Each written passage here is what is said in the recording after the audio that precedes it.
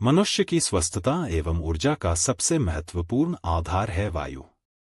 भोजन और जल के बिना कुछ दिन और महीनों चल जाता है, किंतु वायु के बिना जीवन संभव ही नहीं। और वर्तमान में सबसे अधिक दूषित कोई है तो वह है वायु।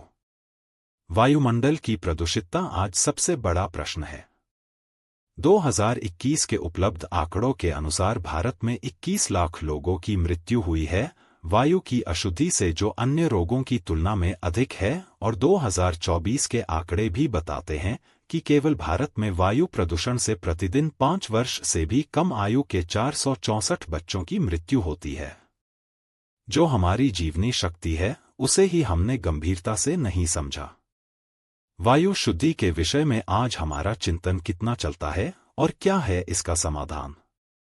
महानुभावों, हमारे तत्ववेता, दूरदर्शी ऋषियों ने गहरा चिंतन किया है और इस विषय पर सफल समाधान दिया है।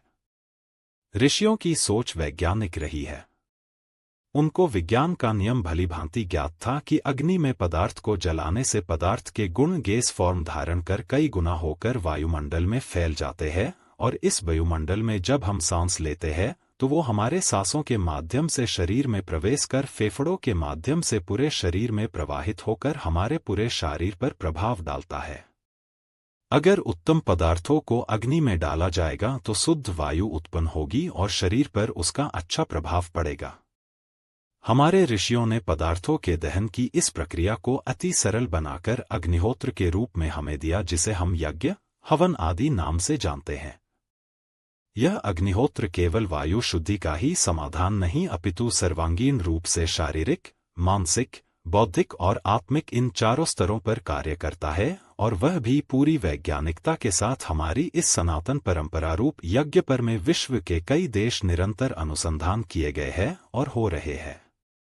ऋषियों की इस महान परंपरा को प्रचारित एवं प्रसारित करने हेतु एक विशाल यज्ञ चिकित्सा महोत्सव दर्शनयोग धाम के गुरुकुल के रमणीय वातावरण में गुजरात में किया जा रहा है, जहां पर विशाल हवन कुंड में अलग अलग औषधियों की आहुतियां दी जाएगी, विद्वानों का मार्गदर्शन प्राप्त होगा, अग्निहोत्र की शास्त्रीय एवं वैज्ञानिक विधि को प्रत्यक्ष करवाया जाएगा।